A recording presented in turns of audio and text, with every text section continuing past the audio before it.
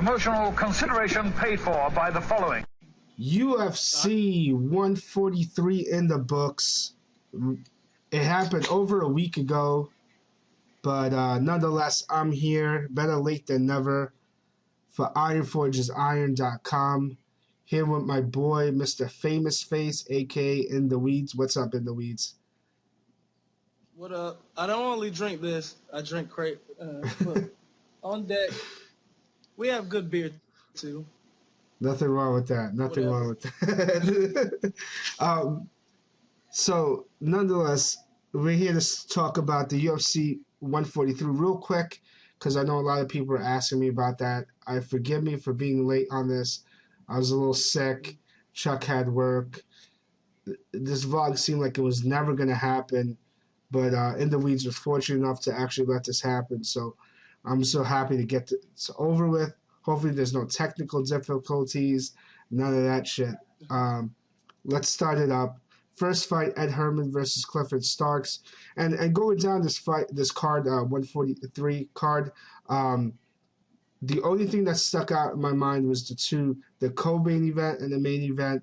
Like 5 minutes after the event, I completely forgot about the fights. First fight, Ed Herman versus Clifford Starks. Starks was undefeated, if I'm correct. Ed Herman wins rear naked choke round 2. Anything you want to mention?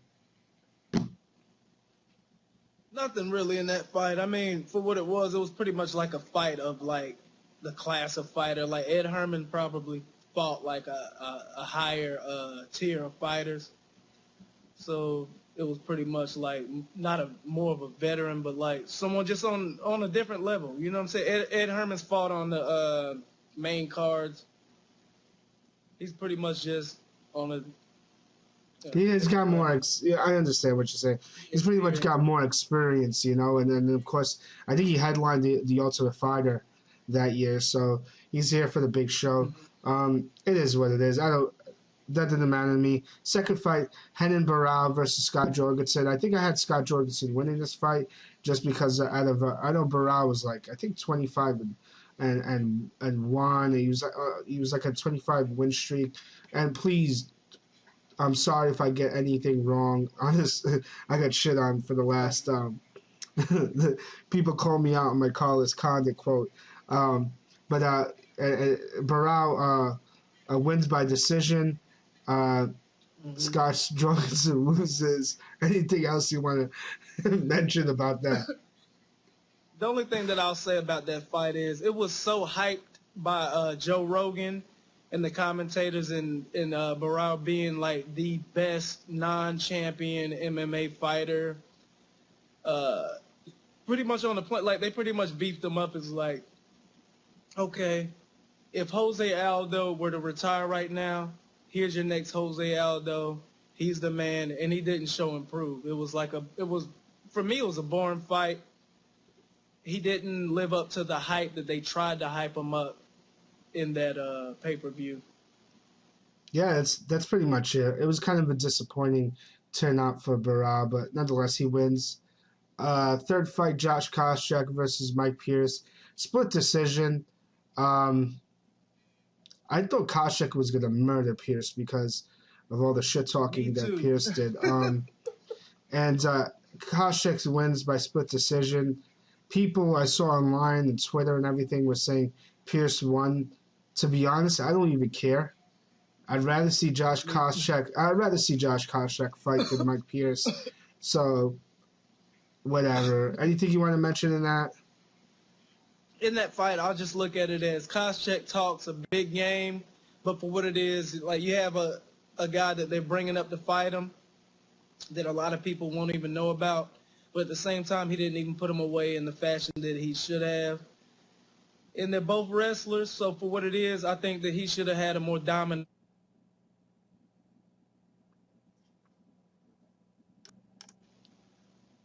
So anyway, people, forgive us for all the technical difficulties. Getting back to what we were saying about Koscheck. Koscheck, you were mentioning how Koscheck, like, you know, for what it's worth, he backs it up. Anything you want to add? Anything to that? As far as that, like I said, he just didn't it was two wrestlers facing off against each other, and for what it was, he didn't show himself as the more dominant fighter. And in that, like, I don't see how he could call out a Nick Diaz after not putting away a fighter that a lot of people won't even know about. Yeah, so ridiculous. It is what it is. The co-main event, Roy Nelson versus Fabricio Verdum. Great fight, man. I thought it was the best fight of the night. Yeah. Man, Nelson could take a punch, man. Nelson's could take a beating. Verdum's striking's gotten considerably better. Every time I see him, his strike has gotten really, really good. Definitely impressed me. I know a lot of people could just talk about how Nelson's could take a punch, and everybody's going to be crediting Nelson for not going out. Yeah. But I definitely want to credit Verdum for putting up or shutting up. You know, he left the UFC, just basically got released because of a contract issue.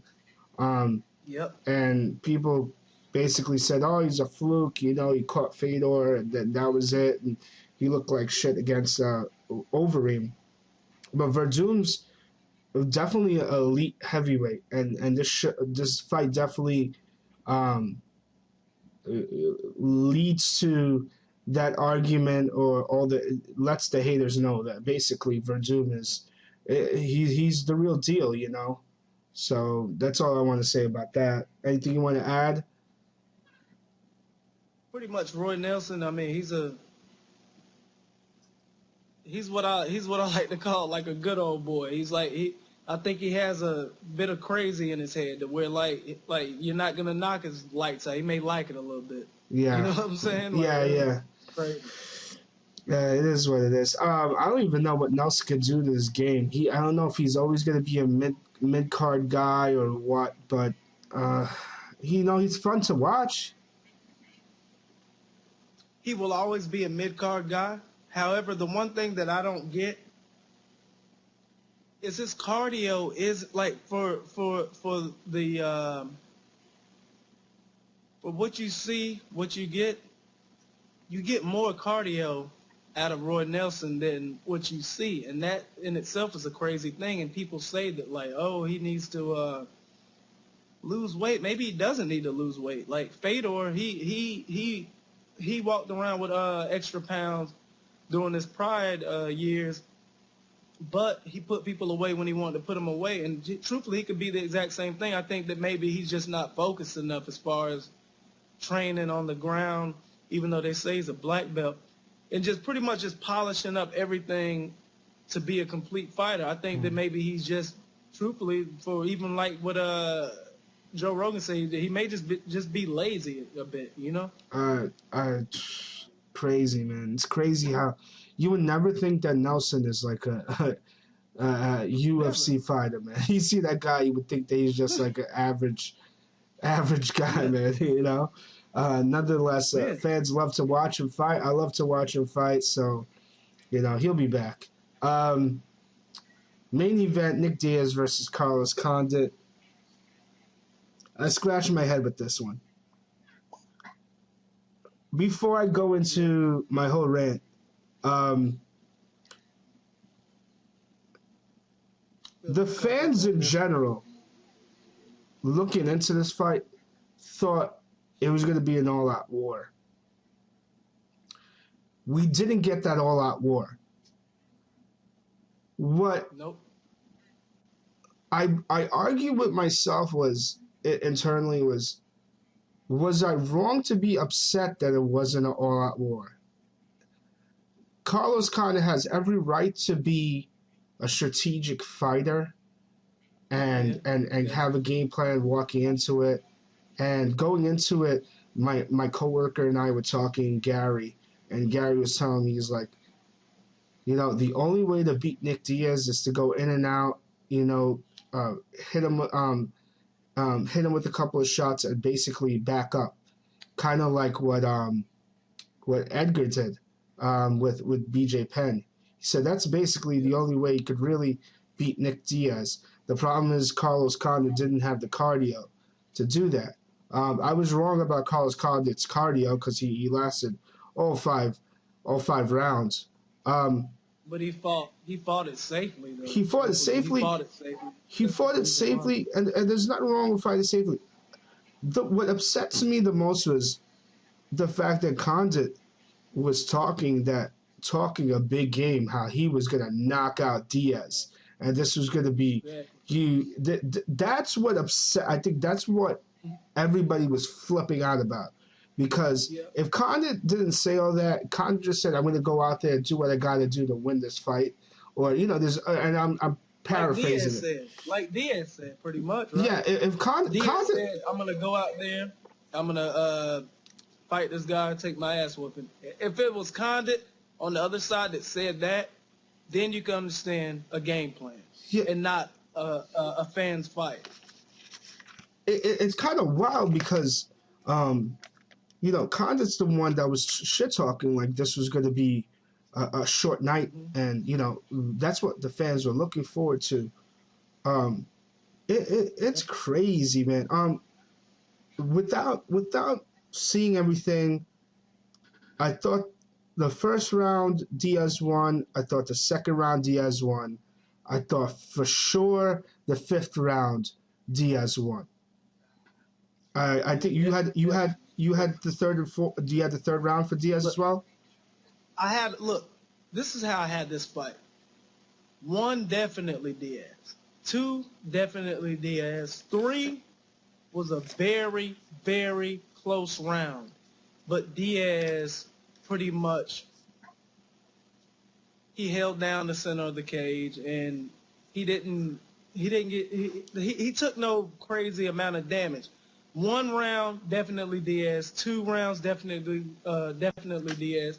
3 round, close, Diaz takes it. 4, Condit, he got into his groove. 5, Diaz won the round with the takedown, taking his back, submission attempt. Okay, so we both agree on the fifth round. I think it's a given. Yeah. I think the only people that didn't think that he won that fifth round were the judges. The judges, because obviously we know now that Diaz lost the fight. Carlos Condit wins 48-47, 49-46, 49-46. 4 rounds to 1. That's insane, dude. Look, and that was my thing. 4 rounds to 1. If anything, I'm like, okay, bet 4 rounds to 1 Condit. What were they seeing round 1 and round 2 is what I don't get. Okay. I don't get it. So, generally when I see something like this, Twitter was kind of split a little bit. More people for Diaz on my line, but I could see it was somewhat split. And generally, when I see a split or I always have that gut feeling, man. I always have that gut feeling, like, oh God, they're gonna screw somebody over. But and if there's a close round, I would like to say, like the first round. I thought the first round was really close, and technically by the numbers, because I have the numbers here, it was the closest round. I thought Diaz won it, but I thought that there's a possibility. Sometimes you're biased and you see things differently than what everybody else says. So if you're looking for Diaz to, So if you're looking for Diaz to win the fight, and you see a close round, internally you're gonna say, oh well, Diaz won the round. Doesn't mean necessarily that happened. That's just the way you see it because you want to see it that way. Nonetheless, I think it's Fight Metrics that I used, the official UFC statistics. It's kind of crazy. So whenever I have a dispute of whether or not somebody wins the fights or not, or somebody gets screwed, and there's a little bit of doubt, I always go to the numbers. Round 1, okay, I'm going to give you the details of that. Condit outstruck Diaz by 2 strikes, 30-28. So Condit technically won. But here's what's interesting about this. Of the 30 shots that Condit landed, 7 of them were hits to the head, 7 of them were hits to the body, and a whopping 16 were leg kicks. Leg kicks, exactly. The opposite kind of goes for Diaz. Diaz has 16 hits to the head, 11 to the body, and 1 leg kick. Now, I'm not going to make the argument here for the sake of making arguments that leg kicks shouldn't count. Leg kicks should definitely count. But if it comes to a guy scoring 16 punches to the head or 60 strikes to the head and 16 to the legs, I think that the shots to the head, see that it's such a small body part and it's movable and they cause generally more damage than a leg kick, which in my opinion, Condit's leg kicks were more of a measure of him measuring his distance and kind of making sure what his distance were.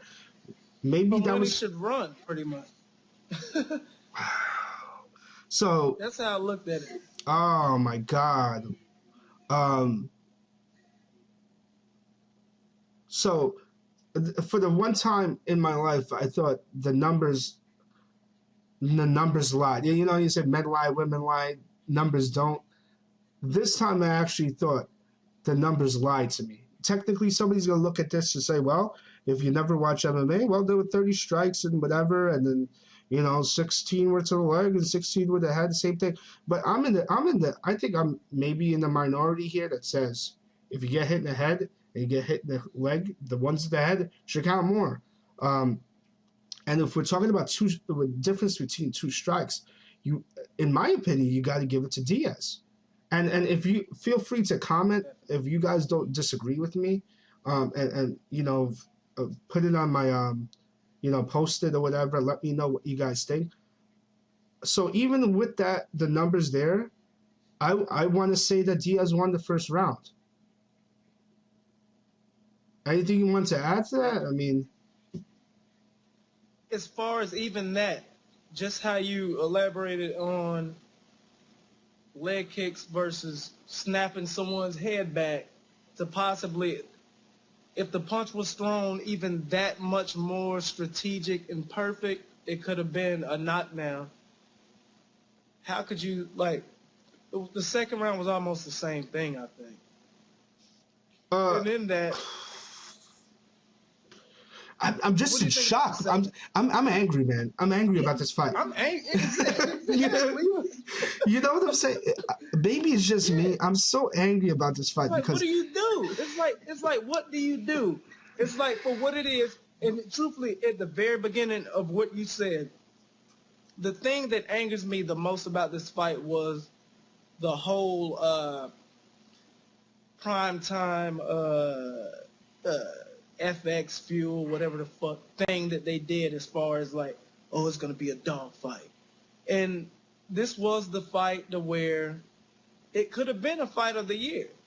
Had Condit tried to actually take him out and fight him and just make it into, he could have even been a more technical strategy as far as the striking, but he took a technical way of striking to not fight him. You know what I'm... Yeah. It's a weird way of saying it, but you know what I'm saying? He took a more technical way. He pretty much took it as to where if a karate guy studied a great boxer, a great MMA boxing guy's technique in fighting, but pretty much to land strikes but run around the fucking ring the entire time. And I looked at it as like, Condit, you're better than that. Why in the fuck did you do that? No respect. That shit sucks. And Diaz won the fucking fight. Yeah, round 2, Diaz outstruck Condit 35-29. There's no argument there. 19 head strikes, 1 leg kick, 9-9-11 for 9 head kick hits, 9 body shots, and 11 leg kicks for Condit. Either way, Diaz won that round 35-29. Condit outstruck round 3, so technically you're wrong with that. I'm not going to argue with that. I know you probably will. Diaz had landed 24 strikes to Condit's 33, 15 headshots, 8 body shots, 1 leg kick. Condit had 10 headshots, 8 body shots, and 15 leg kicks. Whatever. And round 4, he significantly outstruck Diaz. Like you said, in round 4 he got his groove, and you can't argue that. He got into his groove, man. He did, like that was Carlos Condit. He did like that was the best technical Carlos Condit that I've seen. Like he did a great job, even backing up. You know what I'm saying? Because he never was the natural born killer that he is in that round, but he did a great job with his striking in that round. And so that's it, man. I think Michael Myers, shout out to him. I actually met him over the weekend, which was actually pretty cool. And Michael Myers had a real good point about this. We saw basically. You still there, buddy? Once again, technical difficulties. I was talking to you about Michael Myers, and what sticks out to me is a quote he said. Basically, because of this fight, and there's a lot going on with Diaz, obviously, because Diaz, at the end of the day, Diaz wasn't going to be fighting GSP anytime soon anyway. It seems because of this whole marijuana thing, which I think is silly, but nonetheless, it is what it is. The rules are rules. It looks like we're gonna probably have Hit and Run versus Lay and Pray. Hit and Run Carlos Condit versus Lay and Pray GSP. This should be on a poster board. Hit and Run versus Lay and Pray. This is what we got. Look, this is what we have to look forward to. Mm-hmm. Who's gonna be roasted? You know what's funny though? In that fight, you know what was hilarious? And that's what I said in my even like my vlog thing. It's like I'm wondering if Carlos Condit would fight the same fight against George St. Pierre, or would he not be as scared of George St. Pierre's boxing and kickboxing, or would would he let loose off the rip and try to finish him, and we see the old school natural born killer, or will we see the fucking Michael Johnson gold shoes running 40 meter or 50 whatever meter dash in 0.7 seconds? It's a damn shame, man. That's the question. It really is a damn. Magic. It really is a damn shame, man. It is what it is, but nonetheless, that's it. I know I said I was going to do 144, but we're having so many difficulties with this vlog that I'd rather just try this another time. So we'll probably do the next vlog with you, and then hopefully tomorrow, or our time, and then we'll do this again. Anything you want to plug before we head out, aside from ironforgedesign.com? Rest in peace, Whitney Houston. You never did anything wrong from what I know, so it is what it is. Shout out to Michael Myers. I met him over the weekend, as well as Bloodstain Lane. I got to hang out with him at the Action Bronson concert. Yeah, it was pretty sick. I got videos. Yeah, I got the videos. I'm gonna probably put that up on YouTube. Look them up. That's what it is. That's what it is, pimp. But I have nothing to plug, truthfully, other than I am at Mr. Famous Face on Twitter, youtube.com/IndaWeedz with a Z at the end, and it is what it is. Yeah, unfortunately. Shout out Wayne Shotta. Yes, truthfully. yes, thank Shout you. out Wayne Shotta. I'm gonna favorite this video, and I'm gonna try to. Yeah, definitely. And Chuck JMMA _ all day wasn't around. I'm gonna see if we can get him on the vlog. I know he's been busy as of late. Happy Valentine's Day. If I don't get this in tomorrow, Oh shit! Yeah, Today's Valentine's Day. Yeah, today. Fuck, I'm fucked. Yeah, today's Hey, Valentine's Day. my little daughter got me this. It's funny because I'm in my man room. I'm in my man cave room where I punch the bag. She got me chocolates. There you go. I haven't eaten any. I'm trying to keep the weight. You and me both. I got to start, man. I got to start. But nonetheless, that's it for now. We will see you guys soon. I'm gonna upload this. Hopefully, you guys are happy with it. Unfortunately, I apologize again in advance for the technical difficulties. It might be a little hilarious because there were several times where I was like, "You there? You there, bro? You there? You there?" It is what it is. It had to be. I got you next time. Yeah, like I said, I'm using my other CPU. And truthfully, if it's next weekend, maybe on a MacBook. There you go. Oh shit. There we go. I'm going Mac. There you go. So I'm macking on you. Macking on you fuckers. there you go. I'll see you later, man. I know a lot of people are going to enjoy this vlog. I'll talk to you later, guys. Thank you for watching IronForgeDesign.com. You have the Twitter names above our heads.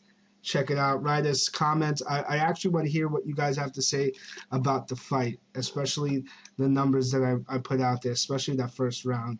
I'm curious to see what people say about the first round. So I'll talk to you guys later. Peace out, guys.